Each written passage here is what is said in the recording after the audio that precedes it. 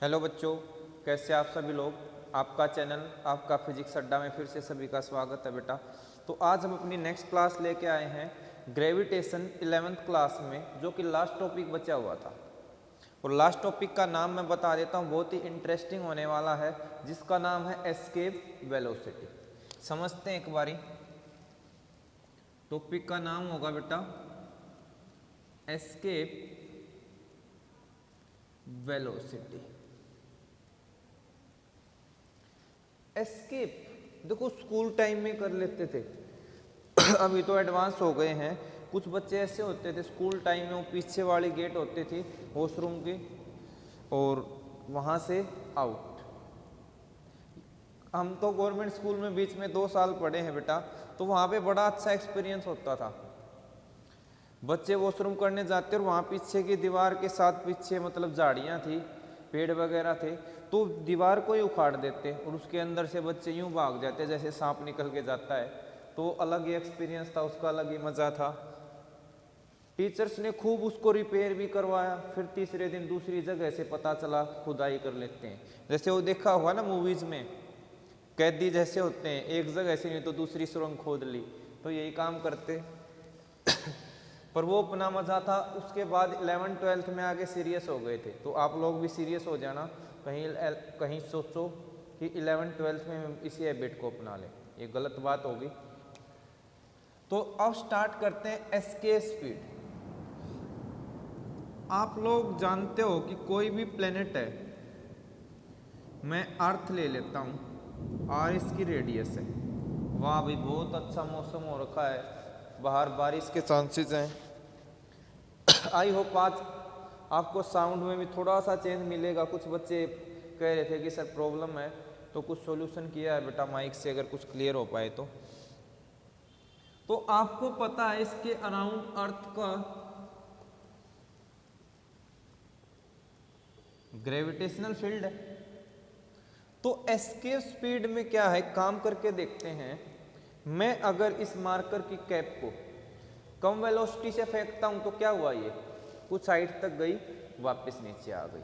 अब की बार मैंने और ज्यादा से फेंका, फिर और ज्यादा ऊपर गई, फिर नीचे आई।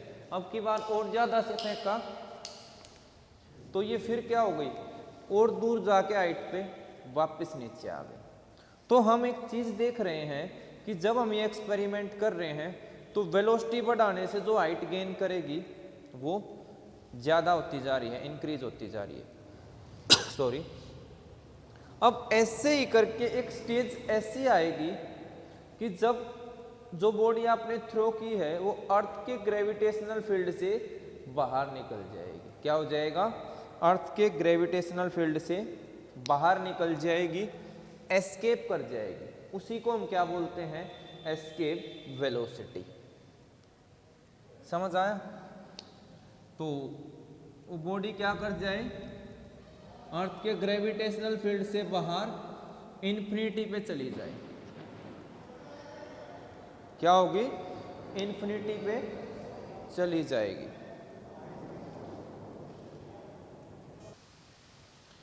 बाहर बारिश शुरू हो गई है बेटा। तो एस्केप स्पीड की डेफिनेशन आपको बेसिकली समझ आ गई होगी कि यहां से आपने उस बॉडी को कितनी वेलोसिटी या स्पीड प्रोवाइड करी, इसको एस्केप वेलोसिटी या एस्केप स्पीड से भी डिनोट कर दिया जाता है। तो it is the minimum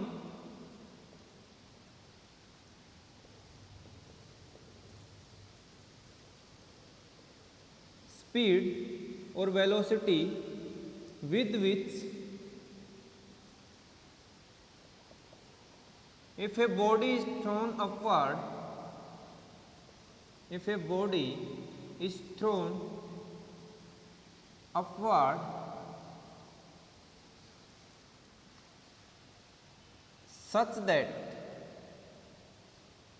it just crosses, light भी गई बेटा, बारिश भी हो रही है तेज, it just crosses the gravitational, short में लिख रहा हूं ये मैं, ग्रेविटेशनल फील्ड ऑफ अर्थ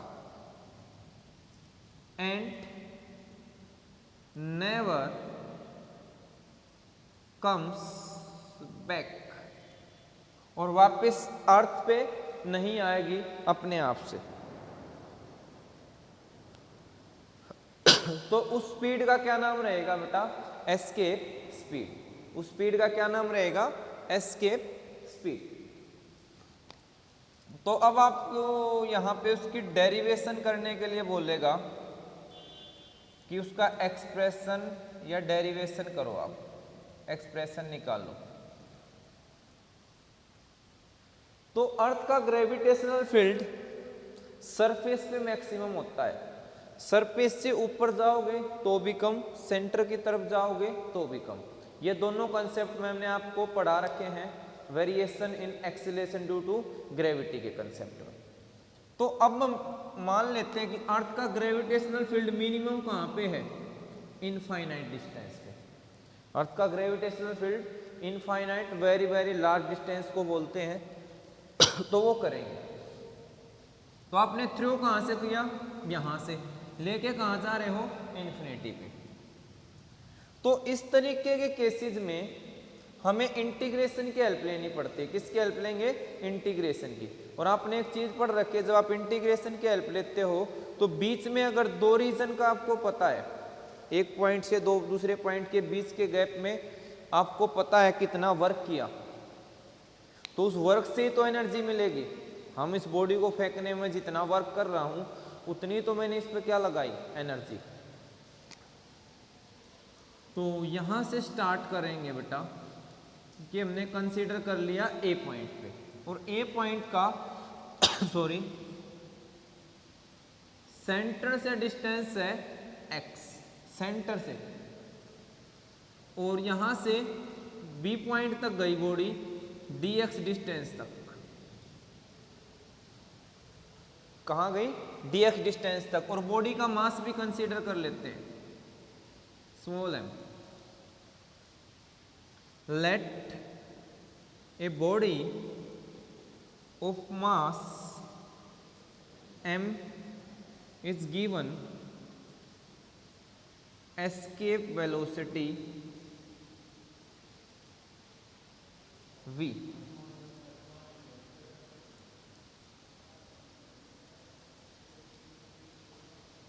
या इज थ्रोन लिख सकते हो, is thrown with escape velocity v from the surface of earth, from the surface of earth। अर्थ के सरफेस से हमने उसको थ्रो कर दिया। अब चीज देखते हैं अगली। जब आपने थ्रो किया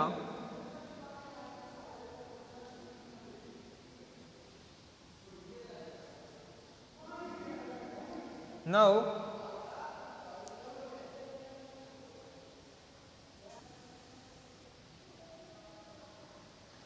तो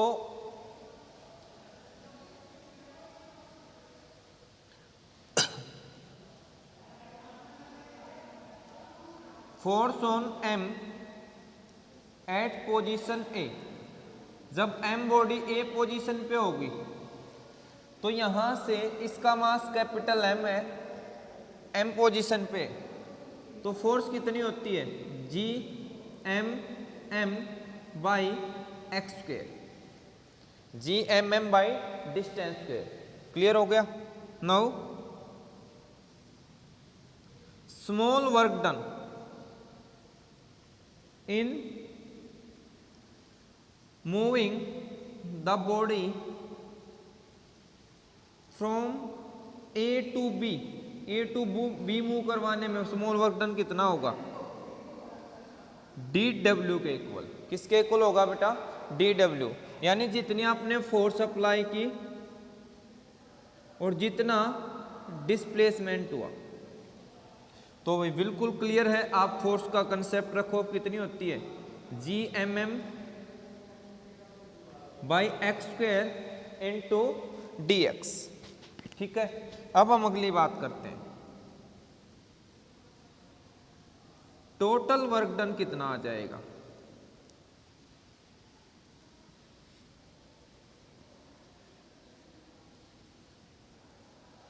इन throwing the body from surface to infinite distance, कहाँ से? सरफेस से इनफाइनाइट डिस्टेंस तक फेंकने में कितना फोर्स लगेगा। तो यहां पे x की वैल्यू कितनी है सरफेस पे? x is equal to R, और यहां जब बॉडी चली जाएगी तो x कितना आ जाएगा? इन्फिनिटी। और आपको एक चीज और बता देता हूं, इन्फिनिटी पे बॉडी की एनर्जी मिनिमम होगी, सबसे कम एनर्जी कहाँ होगी? इन्फिनिटी पे। तो ये ध्यान रखना आप। और वो भी ऑलमोस्ट इस केस में 0 हो जाएगी। तो टोटल वर्क डन, इंटीग्रेशन कर देंगे GMM x square into d x. X variable है क्योंकि dx के रिस्पेक्ट में इंटीग्रेशन किया जा रहा है, तो x की वैल्यू कहाँ से स्टार्ट होके? r से स्टार्ट होके इन्फिनिटी तक ली जाएगी। अब जो वैल्यूज कांस्टेंट है GMM, इनको बाहर निकाल लिया, इंटीग्रेशन में ये पावर चली गई ऊपर जाके -2। अब इंटीग्रेशन में कैसे सोल्व करते थे? पावर +1 एंड पावर +1, r और इन्फिनिटी, r और इन्फिनिटी, पावर +1, ये रिजल्ट आपका निकल आएगा। तो यही सोल्व कर लेते हैं। GMM पावर कितनी आई बेटा? x की पावर -1, और यहां से -2 + 1 करके -1 आ गया। नेक्स्ट स्टेप में इसको फिर सोल्व कर लेते हैं। तो इस माइनस को मैं आगे लिख लेता हूँ और बाहर निकाल लेता हूँ, और x की पावर -1 हो जाएगी 1/x, ऊपर इन्फिनिटी नीचे r। फिर एक स्टेप और आगे चलेंगे, -GMM कैसे सोल्व करते थे? x की जगह अपर लिमिट लिखो तो 1/∞, फिर x की जगह लोअर लिमिट 1/r। 1/∞ 0 होता है, तो कितना आ गया? ये 16 होकर के आ गया +GMM/r।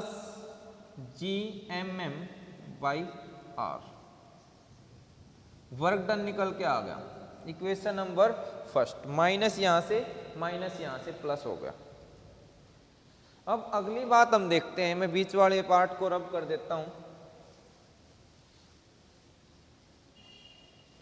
कि जो ये वर्क किया है हमने, अगर बेटा कहीं से समझ नहीं आता तो इसका फायदा ये होगा, आप रिप्ले करके आराम से देख सकते हो।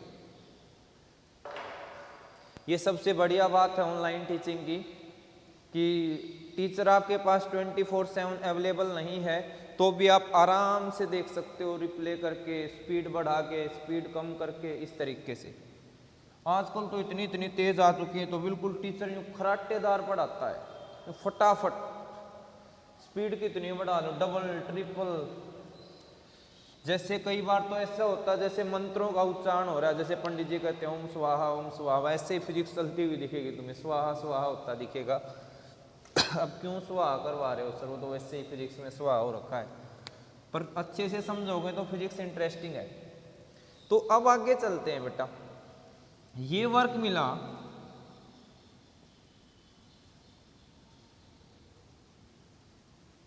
provided at the cost of kinetic energy। यहां पे जो हमने बॉडी को दी थी वो काइनेटिक एनर्जी दी थी स्टार्टिंग में, उसी ने तो ये वर्क किया, वही तो उसको ऊपर लेके गई। So this work done will be equal to kinetic energy of body. तो काइनेटिक वर्क डन कितना होता है? GMM/r, या इसको ऐसे लिख लो, ऑर्डर का चेंज ना रहेगा, वर्क डन सीधा।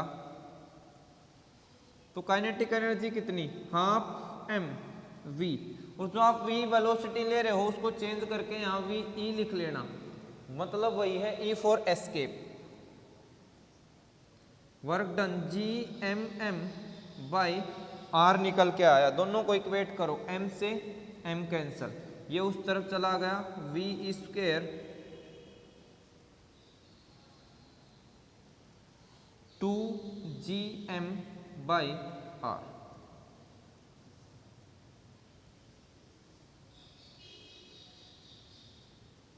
भाई ये आपके पास फॉर्मूला निकल के आ गया है। तो एस्केप वेलोसिटी क्लियर हो गई होगी अच्छे से। तो एस्केप वेलोसिटी एक बार फिर से रिवाइज करवाता हूँ। करना क्या है, एक बॉडी को सरफेस से इनफाइनाइट तक थ्रो करना है। तो आप वर्क करोगे, फोर्स इनटू डिस्प्लेसमेंट से 2 पॉइंट के बीच में निकाल के इंटीग्रेट कर देना है और उसको काइनेटिक एनर्जी के इक्वल रख देंगे, तो रिजल्ट आपका मिल जाएगा। एक इसका सेकेंड मेथड है जो इन ब्रीफ मैं आपको बता रहा हूँ, क्लास एग्जाम में आप ये फॉलो करेंगे और कॉम्पिटिटिव एग्जाम में सेकंड मेथड फॉलो कर सकते हैं। सॉरी, जैसा कि आपको पता है कि यहां से आपने बॉडी थ्रो करी, तो इस पॉइंट पे बॉडी के पास kinetic energy plus potential energy दोनों थी। क्योंकि यहां वेलोसिटी ve थी तो काइनेटिक एनर्जी हो गई हाफ m v स्क्वायर, और पोटेंशियल एनर्जी जो थी ये r हाइट पे है और m इस बॉडी का यहाँ पे स्टार्टिंग में मास था, तो कितनी होती थी mgh। ऐसे नहीं याद करना, आपको ये याद करना माइनस GMM बाई r, ये होती थी, मैंने आपको पढ़ाई थी gravitational potential energy minus GMM by r। अब ये जाके टोटल एनर्जी के बराबर हो गई, और यहाँ पे जो टोटल एनर्जी मिनिमम होती है और टोटल एनर्जी 0 के इक्वल होती है। इनफाइनाइट डिस्टेंस पे कितनी होती है, 0 पे। अब आपने क्या पढ़ रखा है, according to law of conservation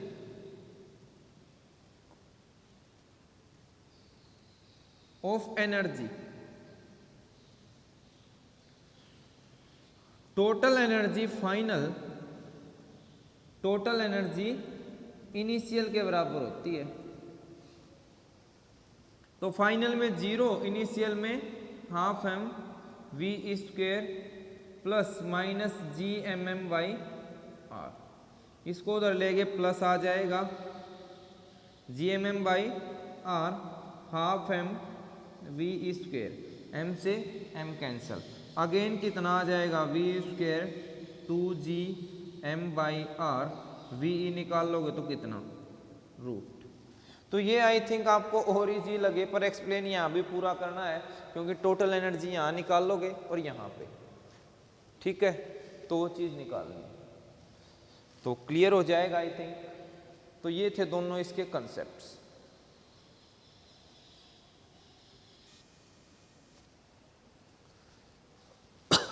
तो अब आगे स्टार्ट करते हैं बेटा। अभी आपने देखा कि escape velocity escape speed I 2GM by r। तो इसके अदर फॉर्मूलेज क्या होते हैं उनका डिस्कशन कर लेते हैं, किस किस चीज़ पे डिपेंड करेगी, किस पे नहीं करेगी, ये सारी चीज़ें। अब आपने क्या पढ़ रखा है, G is equal to GM by r square, acceleration due to gravity में पढ़ा था, तो GM की जगह ये रख सकते हो। तो नेक्स्ट फॉर्मूला बन सकता है 2GR स्क्वेयर बाई r, इससे ये कैंसिल, तो कितना आ गया रूट 2GR। तो अगर कहीं न्यूमेरिकल में, कंसेप्चुअल क्वेश्चन में या डायरेक्ट ऑप्शनल में आपको ये मिलता है तो ये भी टिक कर देना। उसके बाद एक और फॉर्मूला है,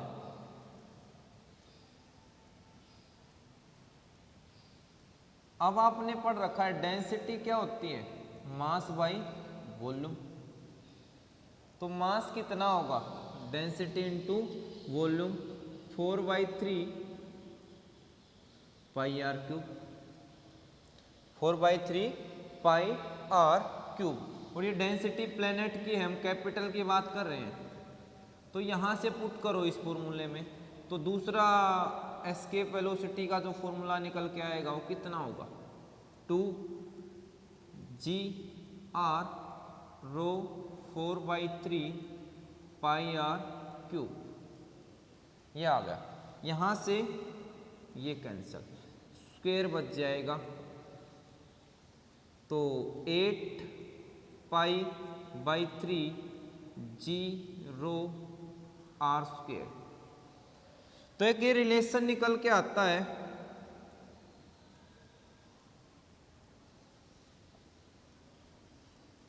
डेंसिटी ऑफ प्लैनेट कि एस्केप वेलोसिटी किस पे डिपेंड करेगी, प्लैनेट की डेंसिटी पे। यानी अगर हमारे पास एक प्लैनेट है और उस प्लैनेट, दो प्लैनेट हैं और दो प्लैनेट की आपको डेंसिटी दे दी, तो आपसे पूछ लेगा एक की ज़्यादा डेंसिटी है एक की कम, और सेम बॉडी को थ्रो करा तो आप पूछ लेगा कि किसके एस्केप वेलोसिटी ज़्यादा होगी, किसके केस में। तो जिसकी डेंसिटी ज़्यादा वहाँ पे एस्केप वेलोसिटी आपको ज़्यादा प्रोवाइड करनी पड़ेगी उसके ग्रेविटेशनल फील्ड से उसको बाहर निकालने के लिए। रेशियो भी दे सकता है, अगर दो प्लैनेट दे दे तो आपको न्यूमेरिकल भी पूछ सकता है, एक की एस्केप वेलोसिटी दे देगा, दो की रिलेटिव डेंसिटी दूसरे की पूछ ले, तो इस तरीके से तो आपको रेडी रहना है। तीसरा, अर्थ पे इसकी वेलोसिटी की वैल्यू जी आपको पता है 6.67 10⁻⁻11, m mass of earth 6 × 10⁻24 kg और रेडियस 6.4 10⁻6। तो ये सोल्व करोगे अप्रोक्स 11.2 km/h। यानी कि अगर किसी बॉडी को या तुम्हें इतनी वेलोसिटी से ऊपर फेंक दिया जाए स्टार्टिंग इनिशियल वेलोसिटी से, तो आप अर्थ के ग्रेविटेशनल फील्ड से बाहर निकल जाओगे। सॉरी, ये ध्यान रखना, ये आई थिंक यहाँ पे आप चेक करोगे सेकंड आएगी, तो इस रिजल्ट का ध्यान रखना।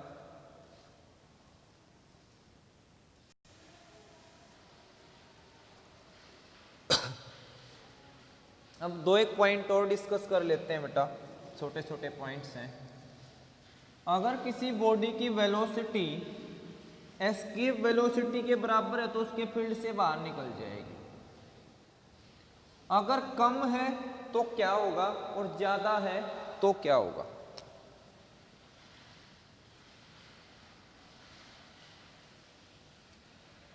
इफ वेलोसिटी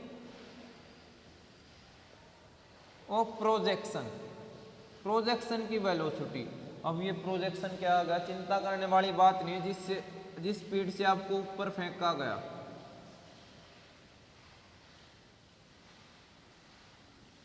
उसकी वेलोसिटी किससे ज़्यादा हो, कम हो जाए, पहले कम डिस्कस कर लेते हैं, एस्केप वेलोसिटी से, इसका सिंबल था VE, उससे कम है तो दो केस हो सकते हैं, आइदर फॉल बैक, या तो अर्थ की तरफ वापस गिर जाएगी, या दूसरा केस क्या है, दूसरा केस ये हो सकता है कि जो अर्थ है, बेटा बाहर से डिस्टरबेंस आ रही है तो आज फिर आपका वही काम होने वाला है। फॉल बैक होने के साथ साथ सेकंड केस हमारा ये हो सकता है, इट स्टार्ट्स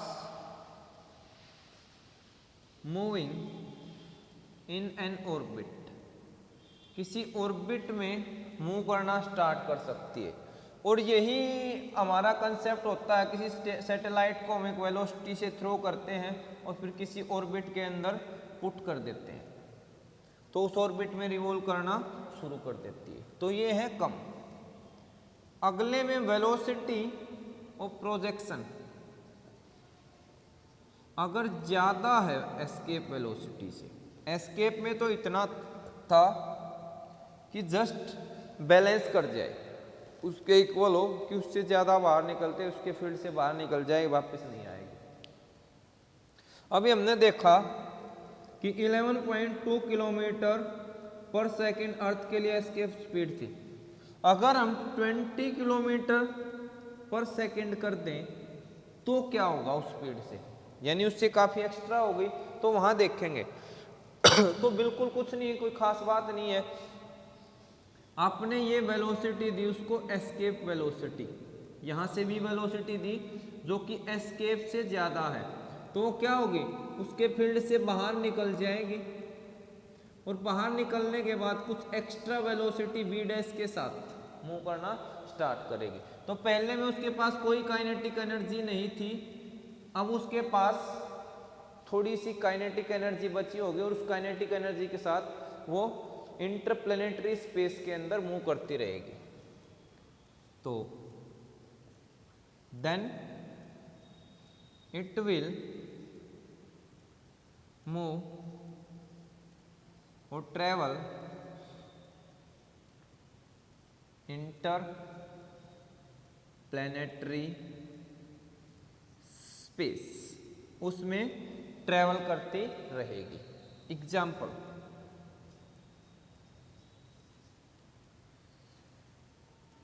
और ये बता देते हैं किस वेलोसिटी से,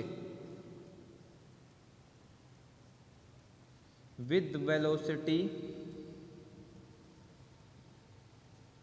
v डैश मान लेते हैं। तो यहाँ इस केस में क्या होगा, ध्यान दो, वही टोटल एनर्जी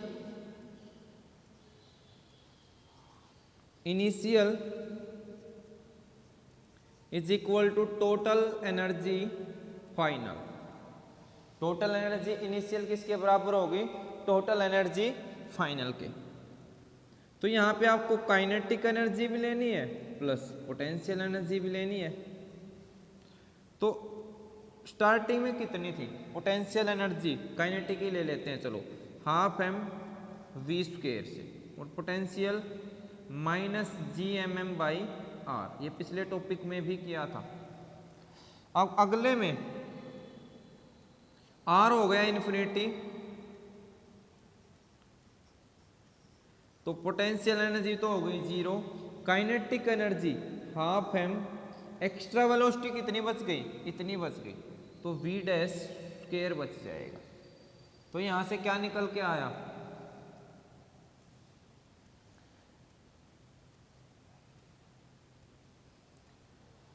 हमें ये v डैश की वैल्यू निकालनी है, तो half m v dash square, 2 को भी खत्म कर लेते हैं, m से m कैंसिल आउट हो गया, बचा क्या, half v dash square, half v square minus G M M by R, किसके equal, minus G M M by R. क्या आप इसका भी अल्टरनेट ढूंढ सकते हो, या एस्केप वेलोसिटी को इन्वॉल्व करो फिर कट करेंगे। एस्केप वेलोसिटी कितनी थी, G M M by R से हटा के ये निकाल के लाए थे, तो करो इसको इन्वॉल्व।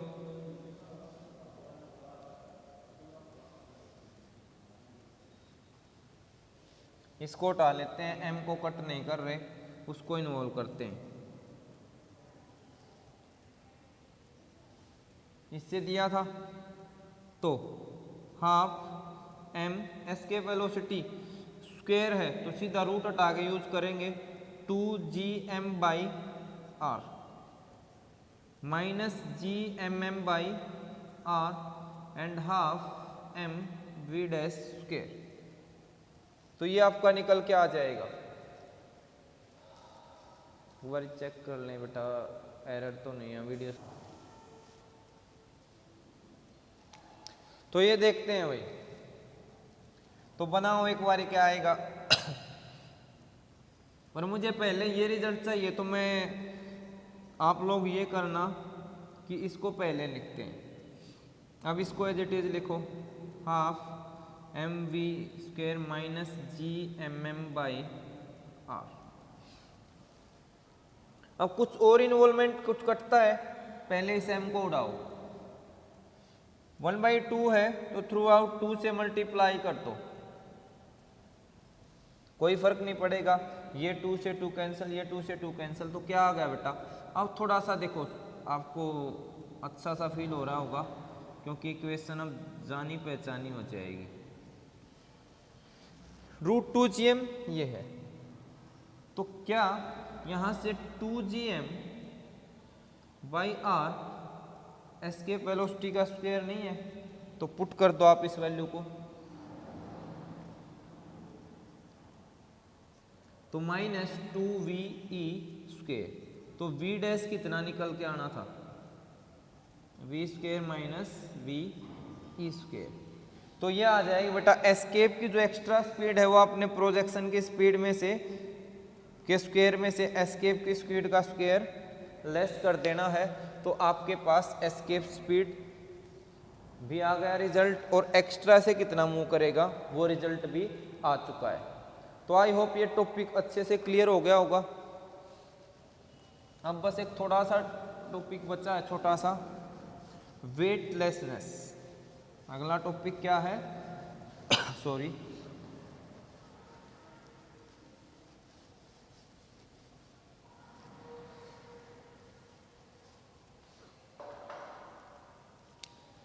अगले टॉपिक का नाम है वेटलेसनेस, यानी बॉडी का वेटलेस हो जाना, बॉडी का वेटलेस हो जाना। It is a situation in which, और वो भी एपरेंट वेट, बॉडी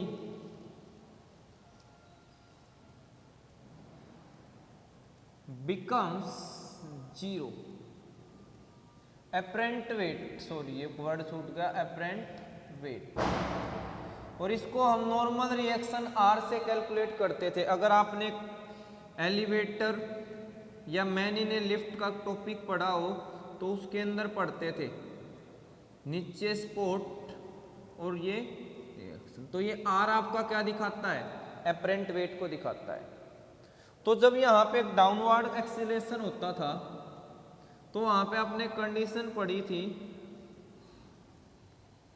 कि M A is equal to M G minus R, तो आर आता था M G minus M A, और अगर यहाँ एक्सीलरेशन जी के बराबर हो जाए तो आर कितना हो गया, M G minus M G is equal to zero. तो इस कंडीशन में बॉडी का एपरेंट वेट कितना हो जाता था, जीरो हो जाता था। तो और ए इज इक्वल टू जी का मतलब क्या, बॉडी की स्टेट में, फ्री फॉल में। तो जब भी कोई बॉडी फ्री फॉल की स्टेट में होती है तो उसका एपरेंट वेट जीरो होता है।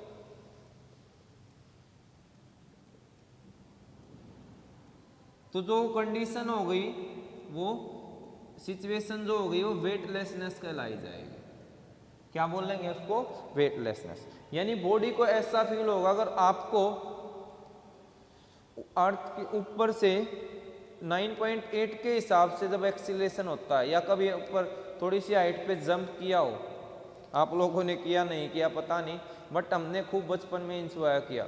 छत की ऊंचाई से गांव से बिलोंग करता हूं मैं बेटा, तो जो पुराल आती है जिसको आप पराली बोलते हो, उसके गद्दे से लगा देते थे पीछे, जैसे पीछे छत है उसकी दीवार के साथ नीचे लगा दिए, तो हम क्या करते, ऊपर से ही शक्तिमान करते करते ऊपर से ही छलांग लगा देते। बड़ा मजा आता था, वो बचपन अब भी याद है, पर अब वो गए दिन, गोन आर द डेज।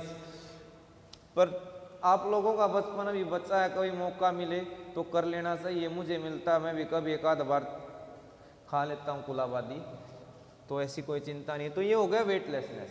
तो उस सिचुएशन में जब तक आप नीचे जंप नहीं करते, तो आप ऊपर से नीचे आ रहे हो तो आपको ऐसा लगेगा ही नहीं कि हमारा वेट, आप बिल्कुल फ्री महसूस करोगे, वेटलेस। तो जब भी किसी बॉडी को फ्रीली गिराया जाता है तो वेटलेस महसूस होती है, वही सिचुएशन है वेटलेसनेस। अब इसकी वजह से कुछ डिफिकल्टीज भी हैं या प्रॉब्लम्स क्रिएट होती हैं। कहाँ पे? इन सैटेलाइट जो आर्टिफिशियल। दूसरा एग्जाम्पल, इसके एग्जाम्पल लो तो फ्री फॉलिंग बॉडी और सैटेलाइट। एक सैटेलाइट भी फ्री फॉलिंग बॉडी होती है जो हर स्टेज में उस प्लेनेट की तरफ गिरने की कोशिश करती है, बट सेंट्रीपिटल फोर्स की वजह से उसके पास वेलोसिटी है तो नीचे ना गिरने की बजाय सर्कल में घूमती रहती है। तो इन सैटेलाइट ईटिंग एंड ड्रिंकिंग वो क्या हो जाती है? डिफिकल्ट हो जाती है। वहाँ प्लेट में खाना रखोगे तो खाने का क्या होगा? प्लेट में आपने पता चला पराठे रखे हैं तो पराठे उधर घूम रहे हैं, वो मक्खन भी रख लेते हैं, मक्खन उधर उस कोने में चला गया, तो कुछ भी वो नहीं होगा। वहाँ पे ऐसी सिचुएशन नहीं होती, प्लेट पे रखा ही नहीं जाता, ठीक है। तो वहाँ पे पैक्ड चीज़ें होती हैं, उन्हीं को डायरेक्टली आप पिक करो और डायरेक्टली वो करना होता है, ठीक है। यह एक ऐसा चैम्बर जनरेट करते हैं जिसको इस सिचुएशन से फ्री बनवाया जाए, तो वहाँ पे भी आर्टिफिशियल स्टिमुलेट किया जाता है। तो दूसरा, हेल्थ पे भी फर्क पड़ता है। अगर लंबे टाइम के लिए हम स्पेस में रह के आए तो ऑर्गन्स क्या हैं वो उन पे इफेक्ट पड़ सकता है नेगेटिव। तीसरा, छत पे चिपक जाते हैं, स्टिक टू द रूफ। आपको पता है ग्रेविटी नहीं होगी तो छत से चिपकने का चांस रह जाता है। उसके बाद वहां पे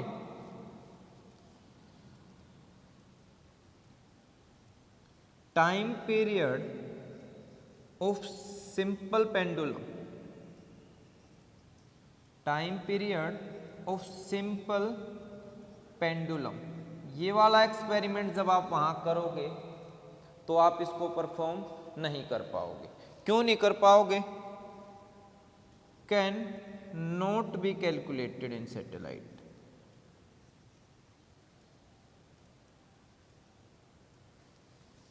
तो सैटेलाइट की बात कर रहे हैं, क्यों? क्योंकि आपने सिंपल पेंडुलम का टाइम पीरियड का फॉर्मूला पढ़ रखा 2π√L/g, और वहां पे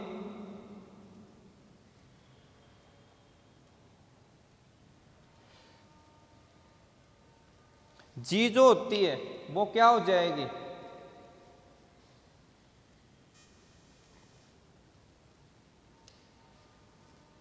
सैटेलाइट एक फ्रीली फॉलिंग बॉडी है, तो उस केस में वहां पे जी कितना होता है?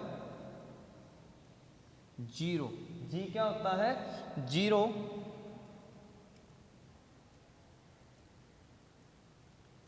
तो जी जब 0 हो गया तो टी कितना आया? किसी चीज को 0 से डिवाइड करते हैं तो कितना हो जाएगा? इनफाइनाइट, यानी वो काउंट ही नहीं होगा, बहुत लंबा हो जाएगा, इनफाइनाइट, वेरी वेरी लार्ज। तो ये थी बेटा आपका कंप्लीट ग्रेविटेशन चैप्टर। मैंने अपनी तरफ से कोशिश की है कि आप लोगों को जितना कम से कम टाइम में डिटेल में चीज़ें बताई जाएं वो बता सकें। अगर कोई डाउट रहता है तो आप बेझिझक कमेंट सेक्शन में पूछ सकते हो, या मैं फिर से आपको बता देता हूँ, this is my WhatsApp number.